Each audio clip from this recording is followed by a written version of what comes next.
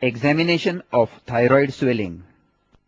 The thyroid gland is located in front of the neck with its two lobes on either sides of the trachea connected by an isthmus. We begin our examination of the thyroid swellings by inspection. For inspection, make the patient sit on a stool with the neck slightly hyperextended and inspect the thyroid from the front. Asking the patient to swallow makes the thyroid more prominent for inspection. If the patient has a short and fat neck, ask the patient to clasp the hands over the occiput and push the head backwards against the resistance of the clasped hands. This is the Pizzillo's method to make the thyroid more prominent for inspection.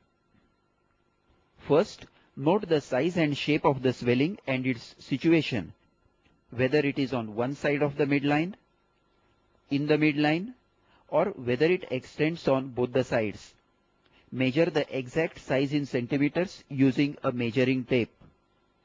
Now note the extent of the swelling, particularly the lateral border in relation to the sternomastoid and the lower border in relation to the suprasternal notch of the sternum. A thyroid swelling always lies deep to the sternomastoid muscles, as demonstrated here by contracting the sternomastoids. Then note whether the lower border ends above the suprasternal notch or it extends behind the suprasternal notch. Both the borders will be better appreciated if the patient is asked to make swallowing movements during the inspection. Next, inspect the surface of the swelling. A simple goiter and single nodules have a smooth surface, while a multinodular goiter has a nodular or bossellated surface. Note the bossellated surface of this large multinodular goiter in a young male patient. Then inspect the skin over the swelling and look for redness and edema suggestive of inflammation, scars of previous surgery, sinuses, and dilated veins.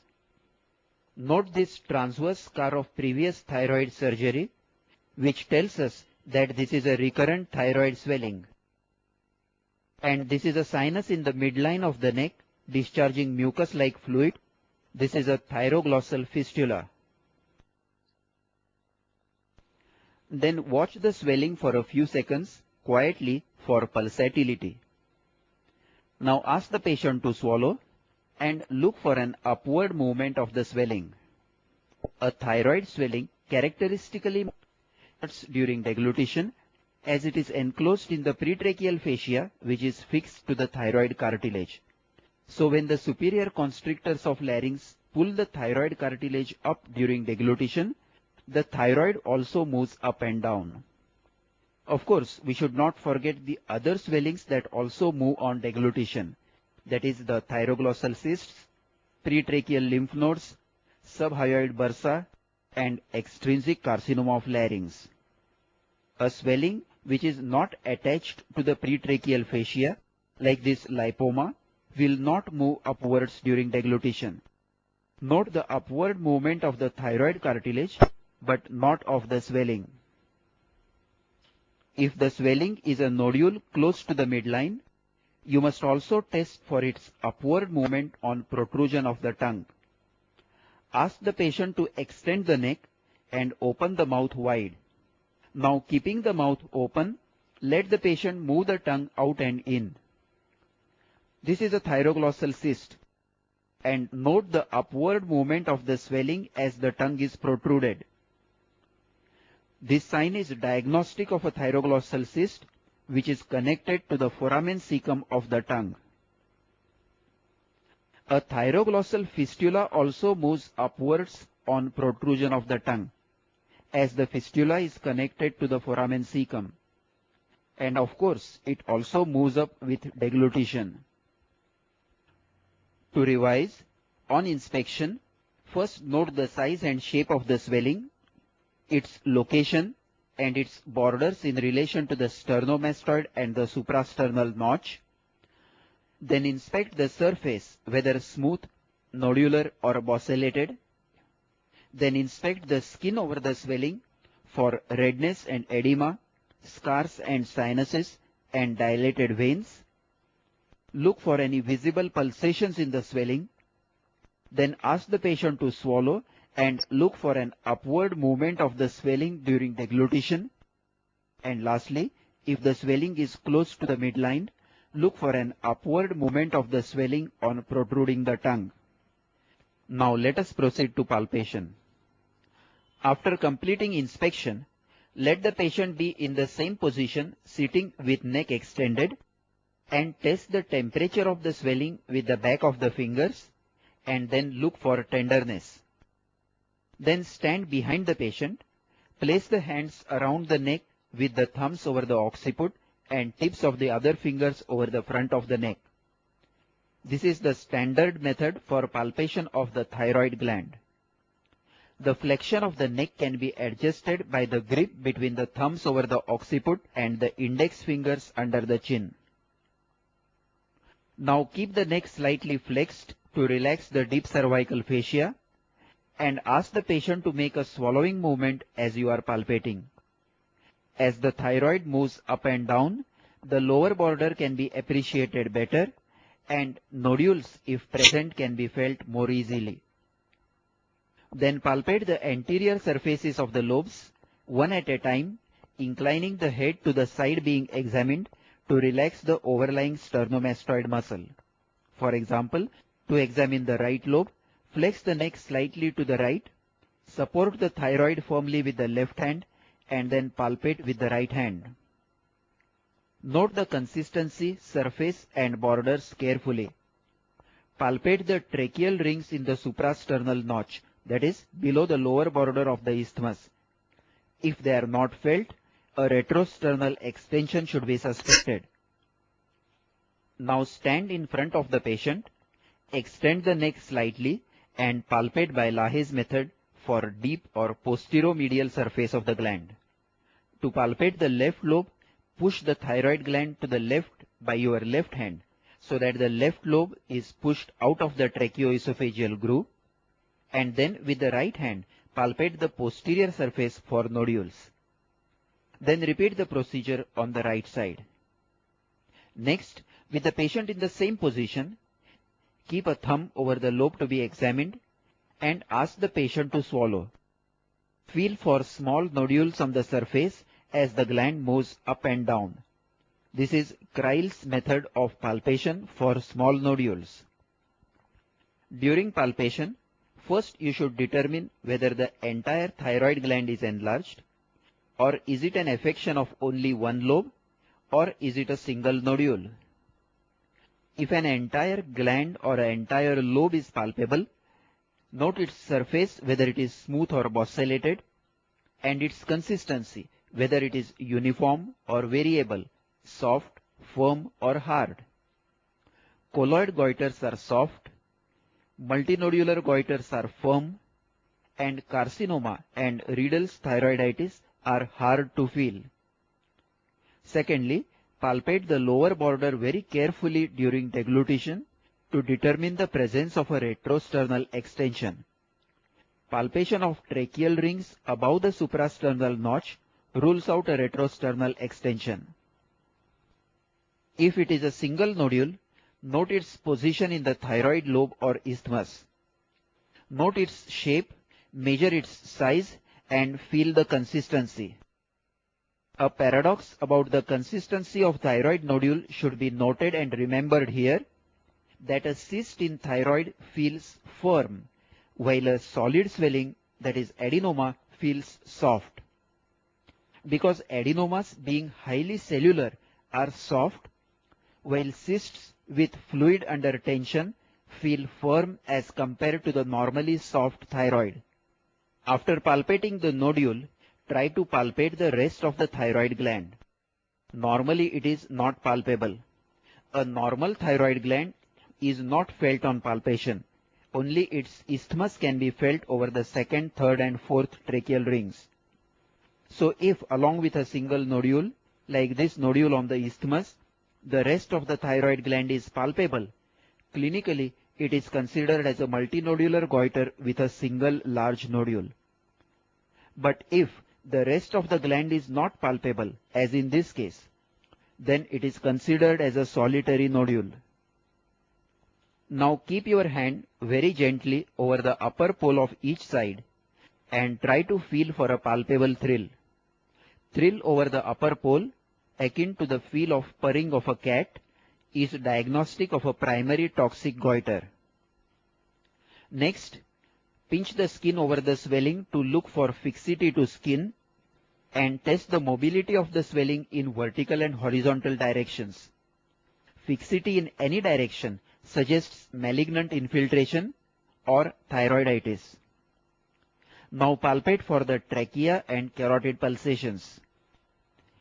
To palpate the trachea, first note the position of the larynx and palpate the trachea downwards. In this unilateral left-sided goiter, the trachea can be felt along its length and its displacement to the opposite side can be easily appreciated. In a bilateral goiter, the trachea may be difficult to feel. So note the position of the larynx and the position of the trachea over the suprasternal notch to get an approximate idea of the position of the trachea. Then perform the Cocker's test to rule out tracheal narrowing. Ask the patient to extend the neck and take heavy, deep breaths through open mouth. Now compress the swelling from both the sides. Appearance of stridor on slight compression of the lateral lobes indicates narrowing of the trachea, and this is a positive Cocker's test. Listen to the stridor on compression of the lateral lobes. This is typically seen in the scabbard trachea of large and long-standing multinodular goiters, where trachea is compressed from both the sides and becomes an antero-posterior slit like the scabbard of a sword. So lateral compression immediately produces obstruction and stridor. It may also be seen in a malignant thyroid infiltrating the trachea. Now palpate the carotid artery pulsations against the transverse process of the sixth cervical vertebra between the posterior border of thyroid and the sternomastoid. In a unilateral goiter, first palpate the normal side for normal feel of the carotid pulsation and then compare it with the affected side. If the goiter is large, the carotid sheath will be pushed backwards, but the pulsations will always be well felt in spite of the backward displacement in a benign goiter. But in a malignant goiter, the carotid pulsations may be felt weak or obliterated due to malignant infiltration of the carotid sheath. This is a positive Berry's sign, that is obliteration of carotid pulsation in malignant thyroid. To revise, we palpate by the standard method, Lahaye's method and Kreil's method. Note on palpation the exact size and shape of the swelling and identify its borders. In particular, palpate the tracheal rings in the suprasternal notch to identify a retrosternal extension if any. Then note the surface and the consistency of the swelling and palpate carefully by Lahaye's method and Kreil's method for small nodules within the gland. In case of a single nodule, note whether the rest of the gland is palpable. Now look for a palpable thrill over the upper pole and for fixity to skin or deeper structures. Lastly, palpate the trachea and the carotids. Trace the trachea, look for deviation from the midline, and if goiter is large or bilateral, perform the Cocker's test. Lastly, palpate the carotids behind the posterior border of the swelling. Now let us proceed to percussion and auscultation. Percuss directly over the manubrium sterni or use a heavy percussion stroke. Normally the note is resonant due to air in the trachea behind the manubrium sterni. If the percussion note is dull, suspect a retrosternal extension of thyroid, which descends between the trachea and the sternum and comes to lie between the manubrium sterni and the air column. Auscultation. Auscultate over the swelling, paying more attention at the upper poles for a systolic bruit. Bruit is diagnostic of primary toxic goiter and is due to markedly increased vascularity of the gland. Having completed the examination of the swelling and concluded that it is a thyroid swelling, now you should look specifically for signs of thyrotoxicosis, signs of myxedema, signs of retrosternal extension, and signs of metastasis. Signs of thyrotoxicosis. First, let us look for the eye signs. Ask the patient sitting upright on a stool to look horizontally forwards towards a distant object at eye level. Normally, the lower lid just touches the limbus at 6 o'clock, while the upper lid covers the upper margin of the cornea from 11 to 1 o'clock. Limbus is the corneal margin. The early eye signs of thyrotoxicosis are lid retraction, lid lag, and infrequent blinking. The earliest eye sign to appear is the lid retraction with resultant widening of the palpebral fissure, also termed as Dalrymple's sign. Note here the lid retraction which is more prominent in the left eye.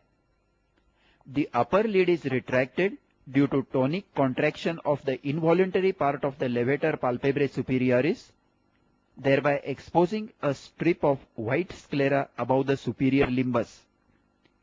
This results in a typical staring and frightened look of a thyrotoxic patient. This is associated with infrequent and incomplete blinking of the eyes, termed as Stelwack's sign. Note how infrequently the patient blinks, and when she blinks, it is only partial. Now test for lid lag or von Graff's sign. With the left hand, fix the patient's head to prevent neck flexion or extension. Hold your right index finger in front of the patient's eye at a distance of 40 centimeters and asking the patient to follow the finger, move it upwards and downwards. When the patient looks downwards, the upper lid lags behind and a larger portion of the white sclera is exposed on looking down.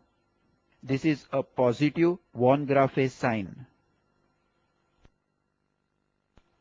With further progress of thyrotoxicosis, there is actual bulging of the eyeballs due to retroorbital edema and fat deposition. This is termed as exophthalmos. Ask the patient to stare horizontally forwards, and a strip of white sclera is visible between the inferior limbus and the lower eyelid. This has nothing to do with the upper lid retraction, and it is due to actual forward bulging of the eyeball, that is exophthalmos. Now to note the amount or degree of exophthalmos, examine the eyes by Nafziger's method. Stand behind the patient, tilt the head of the patient backwards to observe the eyes in supraorbital plane. The actual protrusion of the eyeballs beyond the supraorbital ridges can be appreciated in this position. Normally, the eyes do not project beyond the supraorbital ridges. Now ask the patient to look upwards with head tilted slightly downwards. Look for the transverse wrinkles over the forehead which are seen in a normal individual in this position. Absence of wrinkling of forehead in thyrotoxicosis is positive Geoffroy's sign. If the exophthalmos is limited to one eye, it has to be differentiated from proptosis due to an intraorbital mass. Ask the patient to look downwards and evert the upper eyelid. The eversion is difficult or impossible in exophthalmos due to thyrotoxicosis, while in a case of intraorbital mass, eversion is possible even with very marked proptosis. This is the Gifford sign. Now test convergence by holding your finger at a distance of 1 meter from the eyes and asking the patient to stare at it. Now bring it slowly towards the midpoint between the eyebrows. The patient cannot converge the eyes in exophthalmos. This is a positive Mobius sign.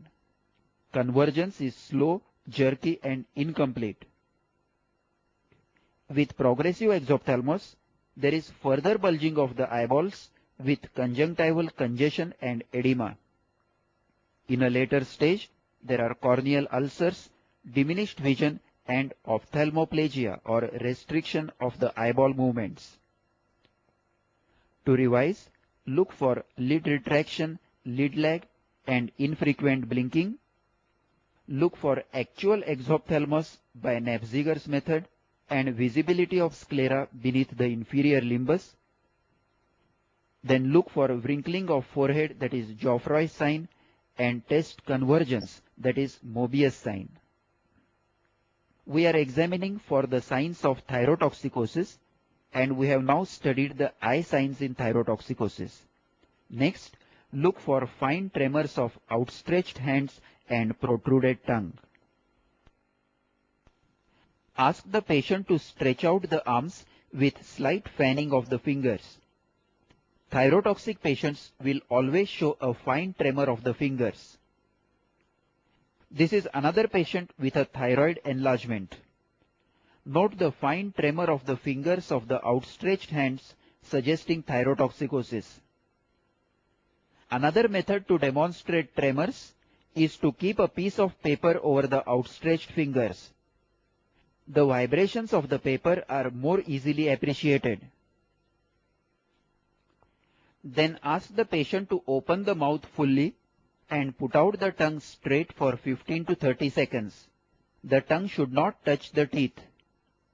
Look for frank tremors or in mild cases fine fibrillary twitchings. Note again the tremors of the protruded tongue in thyrotoxicosis. Next, feel the radial pulse.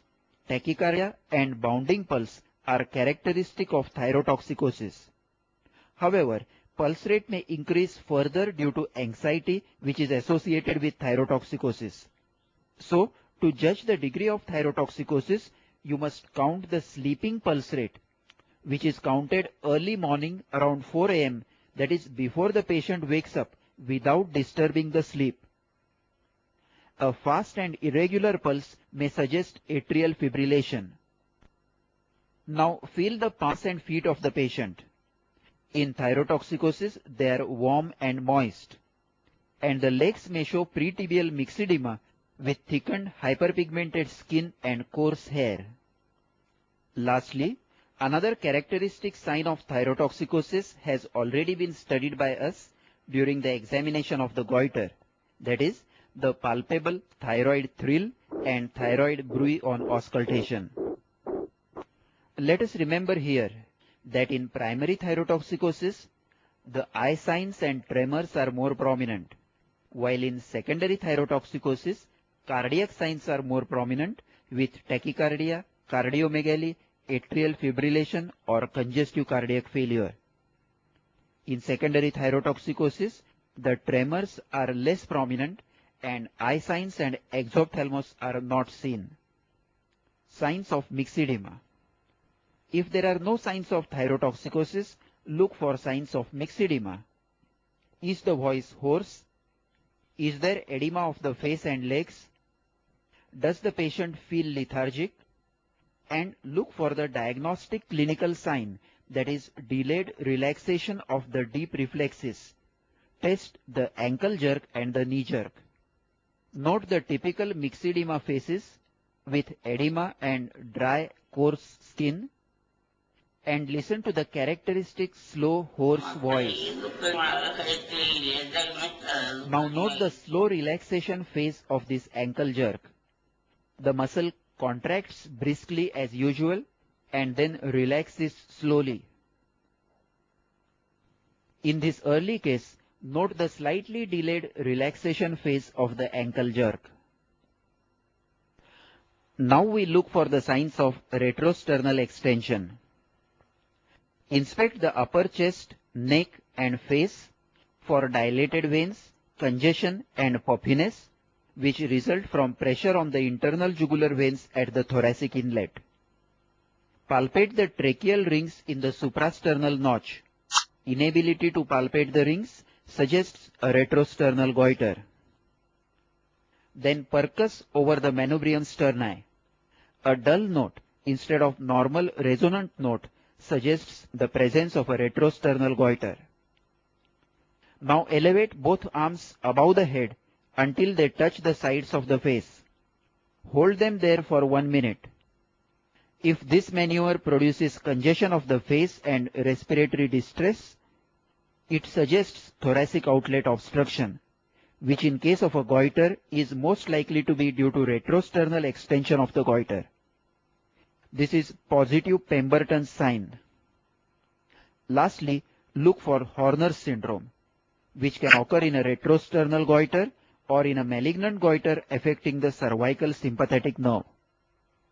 The features of Horner's syndrome are ptosis with constricted pupil and enophthalmos in the eye of the affected side. The ciliospinal reflex is lost, and there is anhidrosis or loss of sweating on the affected side of the face. Lastly, look for the evidence of metastasis meticulously if carcinoma is suspected. Palpate the neck on both sides for enlarged, hard lymph nodes. Palpate the entire skull surface for hard nodules. Look for bony deformity or tenderness in long bones. Examine the abdomen for nodular liver and ascites. And examine the chest for signs of effusion and consolidation. This concludes the clinical examination of a case of thyroid swelling.